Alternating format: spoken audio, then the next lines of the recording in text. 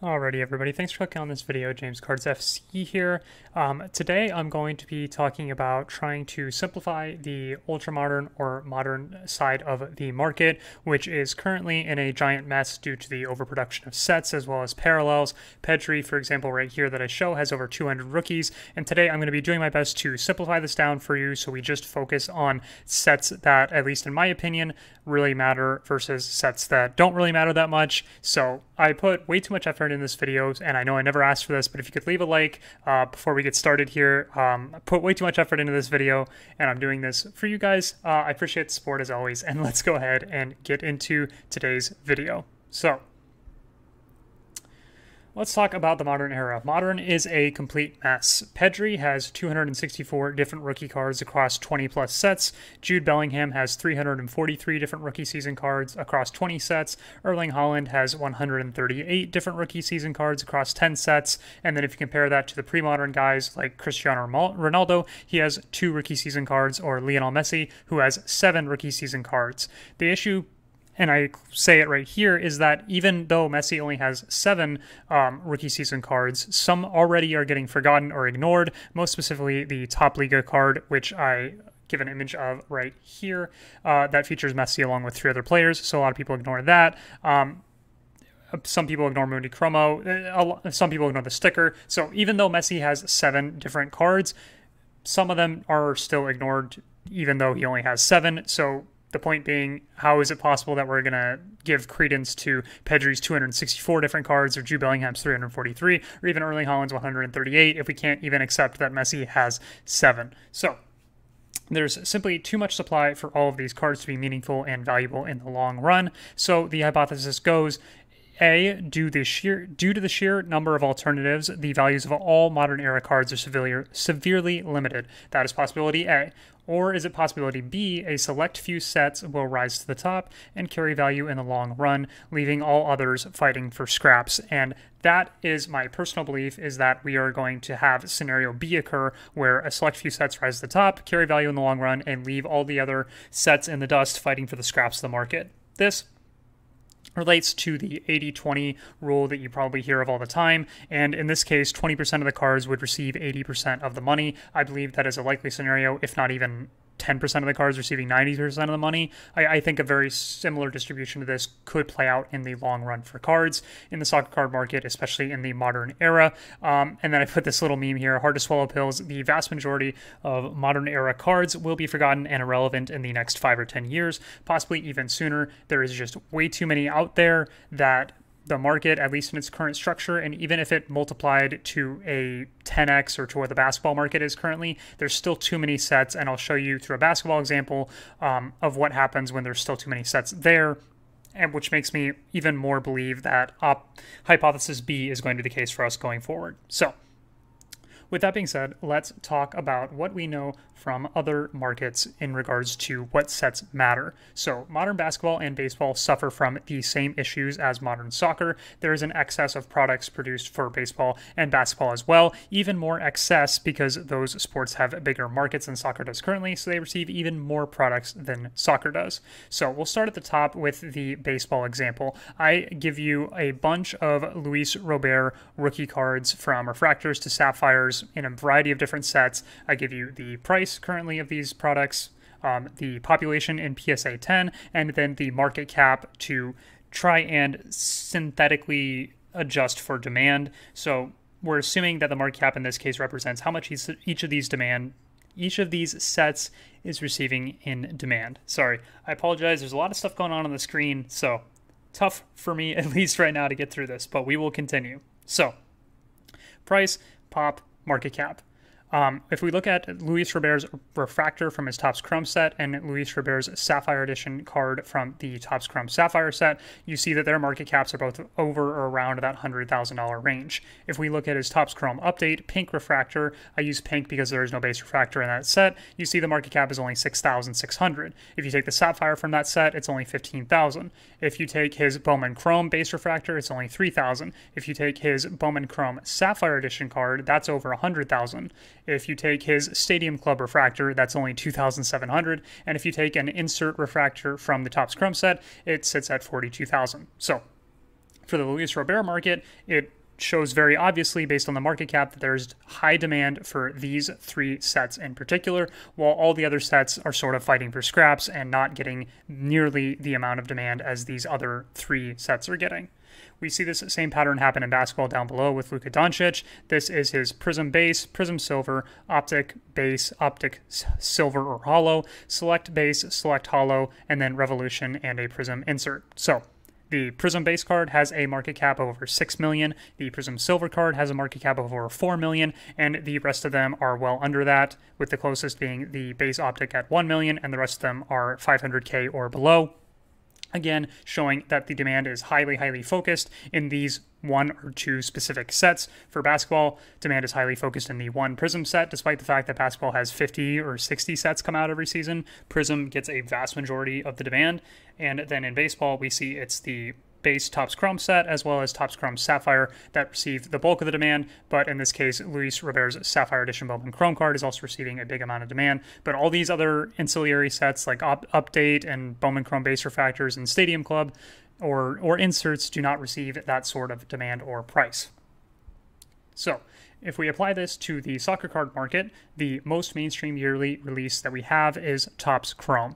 Topps Chrome also has a Bundesliga set that is produced before the general Champions League set, so players that happen to be in both sets usually receive a premium on their Bundesliga cards. I give the example of Jude Bellingham here. He has the UEFA Chrome Sapphire card, which is currently a Pop 98 with a price of $115, whereas his Sapphire from Bundesliga is currently $160 with a much higher pop of 190. Interesting that the population of the Bundesliga Sapphire is currently higher. The set should be lower production because it is the Bundesliga set as opposed to the Champions League set. Bundesliga has historically had lower pops. I think this is just a case of people grading that card more, and over time we will see that the UEFA Chrome Sapphire has more population, but in any event, that is just what the current figures are at this time. So with all that information, I give you the James Cards FC simplified modern rookie checklist for the casual investor that doesn't want to get caught up in looking at 30, 40, 50 different sets. All right, here we go. If a player has rookies in the Topps Chrome Bundesliga and Topps Chrome Champions League sets, target Bundesliga over Champions League and then ignore all the other sets. So for Jude Bellingham, this would leave you with a checklist of it would leave you with a checklist of just the Bundesliga Sapphire set and just the Bundesliga Chrome set. All the other sets, X amount. Perhaps you could go for the Champions League set as well, but I would recommend just sticking to the Bundesliga set in this example. So now you have 2 sets for Jude Bellingham. Next example would be if a player has rookies in only 1 Topps Chrome set. So if they're in Bundesliga but not in UEFA, if they're in UEFA but not in Bundesliga, only target that 1 set plus Sapphire and then ignore all the other sets. So Nkunku is an example of this. He is only in the 2020 Bundesliga and Bundesliga Sapphire sets. He is not in the Champions League set, so this makes it pretty easy in this method. You are only going to be targeting the Sapphire from Bundesliga and the Chrome from Bundesliga, ignoring Stadium Club, Merlin, whatever else he's in, Finest Bundesliga. Ignore all that, just target these 2. Then the last one, if a player is not present in either of the Topps Chrome sets, they are likely only in 1 or 2 sets instead of being in 20 plus of them, so just target those sets. An example would be a guy like Dusan Vlahovic, who is only in contenders for 2019, and he's not in any other set. Another example would be a guy like Goncalo Ramos, who's just in the Merlin set, and he's not in any other sets, so obviously you would just target the Merlin set. So there are some fringe cases like that, but my general logic here would be to just simply target these very, very few sets, because these are the sets that currently have the most market demand at the time, and you will save yourself a lot of time, a lot of research, and a lot of effort by only targeting these specific sets and not getting caught up in Stadium Club, Merlin, Museum Collection, Finest, however many sets there are. If you just focus on these, it's going to make things a lot easier for you. Okay. Let's talk about what we know from other what we know about from other markets in regards to colors. Even within the popular sets, we can see that there are clear preferences in terms of colored parallels. So this is a really interesting example here. This is all the colored parallels for Luis Robert in 2020 Topps Chrome Baseball. The refractor sells for $65. The pink refractor sells for $65. The X-fractor sells for $186. The purple refractor sells for $296. The blue refractor sells for $629. The green refractor sells for less than the blue despite being a lower population at $479. The gold sells for $1,000, and the gold wave refractor, which is the same numbering as just the gold, only sells for $750. So the blue right here at $623 is nearing the price of the gold wave out of 50, despite the fact this has 3 times the pop. We're going to talk about why that's the case here in another couple slides, but something very interesting to note is going on here with the Luis Robert population and pricing. We can move down to Luka Doncic's Prism and notice the exact same thing. So we'll skip the base and the silver, and we'll go straight to the red, which is out of $299. It costs around $5,000. This is the Luka Blue Prism out of $199. It is $36,000. The Blue Fast Break Prism, which is out of $175, is only $7,000. So this one right here is 5 times more expensive, despite the fact that it is a higher population issue. Then we have the Red Fast Break, which is, again, just $5,000. The red, just red color, is out of $299, is just about the same price as the Red Fast Break out of $125. Almost 3x the pop, same price. And then you move on to the purple, which is $15,000 out of $75, and then you have the Purple Fast Break, which is $10,000 out of $75. And what you notice here is the blue is far more expensive than all of them, despite being out of $199. There's a few factors going into this. One of them is the fact that it matches his jersey color. That's not something I'm going to be talking about specifically in this video, but yes, sometimes things go for a premium if the jersey color matches. But what we're actually going to be talking about is this: true colors for numbered cards. So within the market, there is a subjective concept of giving preference to true colors. True colors mean, or can mean, 2 different things. One, these are colors that are not waves, speckles, bubbles, fast breaks, lavas, etc. All those other things added on to the name of the color means that it is not a true color, and they do not receive any sort of premium. In fact, even if they're the same number or less of the number than the true color, they sell for less. So the second point here is that colors that are present in the older years of the set and are not added recently due to production increases, but this rule becomes more flexible, as we'll see with some examples. So in my opinion, and probably the market's opinion from what I've seen in the sales history, is that there are 4 true colors in Topps Chrome Baseball. There is blue, gold, orange, and red. There is no green, because green was not in one of the original sets. I don't think green was introduced until 2016 or 2017, and this product has been made since well before then, so it is not given preference over the blue, and that is why it is not considered a true color. So, and you'll also notice there are no waves, no speckles, no bubbles, no any of that fun stuff. These are the only true colors for Topps Chrome Baseball. Then we move into Prism Basketball, which gets a little more interesting. The true colors are red, blue, purple, blue ice, orange, and gold. I put blue ice, even though it is out of 99, below the purple, or sorry, above the purple in terms of preference in this case. It has that preference probably because blue ice looks better than purple in most of the jersey cases that I've seen, and purple is a true color, but blue ice has that preference, probably because of both the design and the fact that it matches more jerseys than purple does. But in any event, blue ice, despite the fact that it is numbered higher, receives a premium over the other true color, which is purple. So even though Prism now, I believe, has over 50 or 60 different parallels, these are the only true colors that receive big premiums.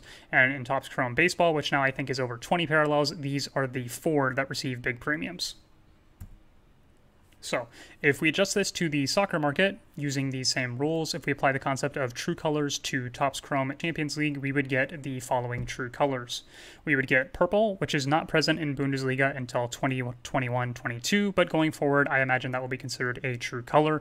Blue, green, but not the new neon green. So Topps actually switched from green to neon green for the past couple of Topps Chrome UEFA issues, but not Chrome's Bundesliga. It's weird. I don't consider neon green to be a true color because it was not present in the previous sets, but green, I think, is going to be considered a true color, but you can be flexible with all of these definitions if you want to. Gold, orange, and red.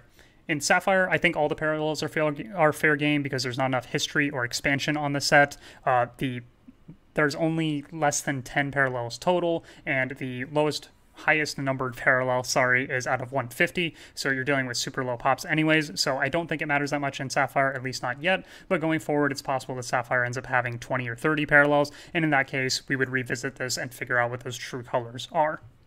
So, the 6 that I mentioned here represent the parallels from the original 2017 Topps Chrome set, and we do not currently have any new additions to this list because none of the newly introduced parallels have garnered significant support. There is no blue ice type of effect like with Prism Basketball. We haven't had a parallel come out in the Topps Chrome set since the original release that has really captured market attention or market demand. None of the Lavas seem to be doing it. The Starballs don't seem to be doing it. The speckles, the diamonds, none of that stuff seems to really be catching on, so there have been no true colors added on in addition. It is just the true colors listed here, like I have for the Messi 2017 set.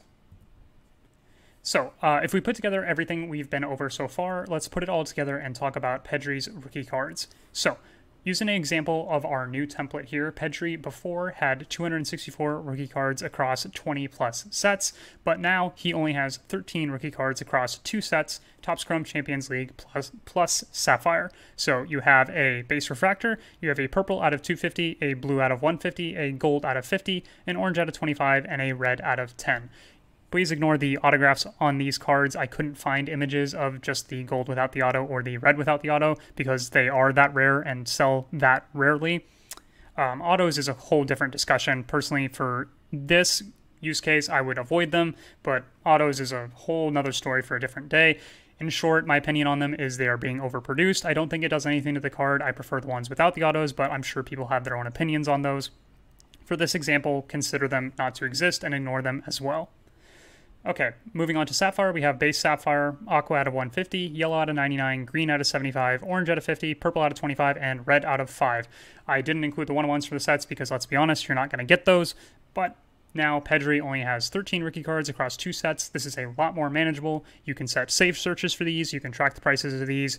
You're not going to have your head spinning by trying to figure out what all the 200 different ones are being priced at. This is much easier to track, and these are the ones that currently, based on what we see in other markets as well as our own market, should carry premiums, at least in our current market structure. So, at least at the time of recording, I would be targeting things like this.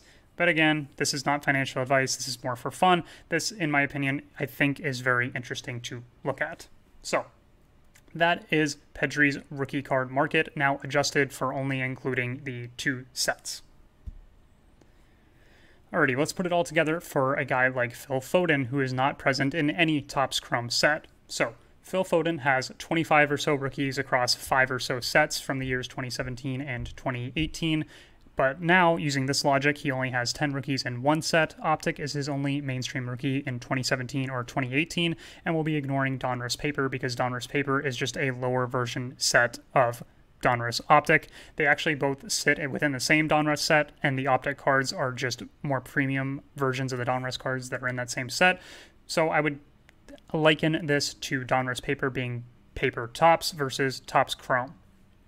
So, talking about Optic, you have Optic Base, Optic Holo, Aqua out of 149, Orange out of 99, Gold out of 10, Green out of 5, and then you have these 4 velocities, which, if you want to not call them true colors, completely fair game. I somewhat agree with you. I just think they look really nice, so maybe they could be true colors. That is a debate for another day, but you have green velocity, purple velocity, red velocity, and black velocity. So now, if you're looking at Phil Foden, instead of having 25 or so rookies across 5 or so different sets, you now only have 10 that you need to keep track of. And if you want to drop off the velocities, you only have 6. Okay, let's talk about special cases, and there are probably going to be a lot of these, but these are just 2 I immediately identified, and one that almost made me quit putting together the video altogether because it kind of breaks some of the rules. So, let's turn to special cases, and I'm sure there are more of these.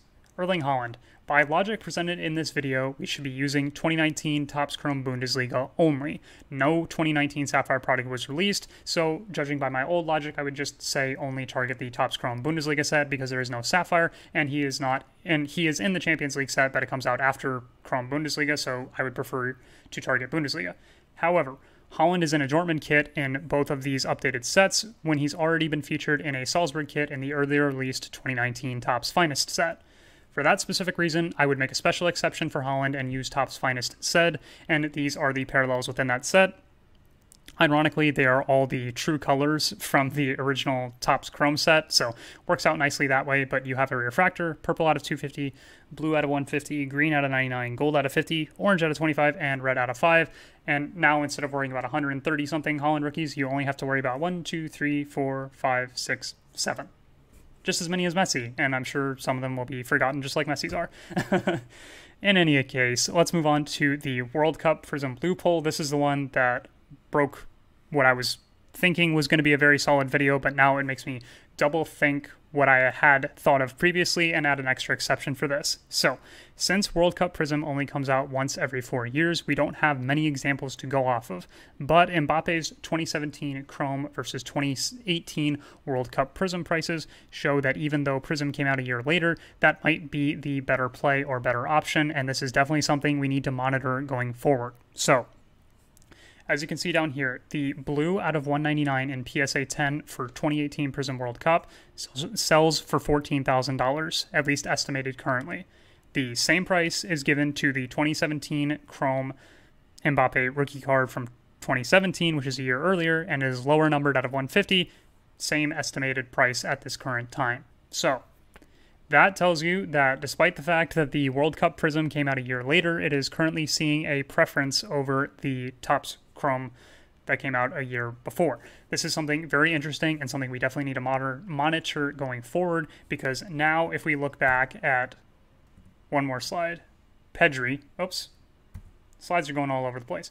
Pedri right here, now we might have to add Prism to this and drop off one of these sets, or just simply add Prism to it. So, since we don't have a 2022 Prism World Cup set yet, what we've learned from Mbappe is that it might not matter if a rookie predates the World Cup Prism. It may receive more demand than the sets that came before it. So I would definitely be monitoring this. There is a case, at least looking at the data, in my opinion, that Pedri's World Cup rookie, if you want to call it that, his Prism World Cup rookie that comes out, might outsell some of the parallels given here. So that is something that I would definitely keep an eye on going forward. But at least for now, I still think these sets for Pedri are the ones you should target, and maybe adding World Cup Prism to the list, at least in a monitoring case, should be valuable going forward. I would say the same thing for Foden, but he probably doesn't apply here because his rookies come from 2018, and a 4-year gap is probably too many. But a 2-year gap for Pedri might make some sense. A 1-year gap for Mbappe made a ton of sense, apparently, for the market. So it's fair game, I guess, if Pedri's World Cup Prism rookie cards end up selling for very similar prices to the rest of his Topps Chrome issues. Okay, in conclusion, due to the overproduction of sets in the modern era, I think 1 or 2 sets will rise to the top and outpace all other sets by a significant margin. At the current time, in my opinion, these sets are Topps Chrome and World Cup Prism, which is boring. I know I did a whole video previously on why something that is boring in the market is actually the things you should be targeting throughout history. Go ahead and watch that video, but boring is not usually a bad thing when it comes to sports card markets, because if something is boring, it means a ton of people know what it is, and the more people that know what something is, the more likely you are to have buyers for it. As shown by other sports, when an overabundance of colored parallels are created, the true colors rise to the top. We see this in basketball, we see this in baseball, and I think it's very likely that we see this in soccer as well. So keep an eye on true colors for Chrome, and definitely keep an eye on true colors for World Cup Prism. I didn't cover it in today's video, but I would stick to the colors that came out with 2014 Prism World Cup, because I'm sure 2022 Prism World Cup coming out later this year will have 30 or more parallels. I would just be targeting the ones that were in the 2014 set, and perhaps some of the ones that were in the 2018 set as well, but none of the new ones, unless there's something that the hobby really, really likes. Like if they do a blue ice or something like that, perhaps that is something to look for, but for now, I think it's important to try and focus on true colors. And keep in mind that everything in today's video is just a way to simplify the market for modern players. Other sets could do extremely well in the future as well, but I believe the easier to understand these sets are, the better for their mainstream appeal. I personally, at this time, don't see a scenario where Merlin, Stadium Club, Finest, sets like that have a reason to overtake Topps Chrome and Topps Chrome Sapphire in terms of both price and demand. that could definitely change, but Topps and Topps Chrome Sapphire are currently, Topps Chrome is the flagship product, and then Sapphire is the more premium version of the flagship product. I don't see that changing anytime soon, and for that reason, I really like targeting those sets specifically. As we get into here again, the simplified modern rookie checklist for the casual investor that doesn't want to look into every single possible set that's been released and try to understand all the parallels. Here is your primer and the easier version of the checklist. If a player has rookies in Topps Chrome Bundesliga and Topps Chrome Champions League, target Bundesliga over Champions League and then ignore all the other sets except World Cup Prism and target True Colors only. If a player has rookies in only one Topps Chrome set, you only need to target that one set plus Sapphire and ignore all other sets except World Cup Prism, targeting True Colors only. And then if a player is not present in either the Topps Chrome sets, they are likely only in 1 or 2 sets instead of 20 plus, target those or World Cup Prism. In fact, in this case right here, I think World Cup Prisms could see a huge premium on guys that weren't in any of the Topps Chrome sets for their rookie year. So I would keep a very close eye on these for when World Cup Prism comes out, because those could be some really nice targets because those guys do not have a mainstream rookie card yet.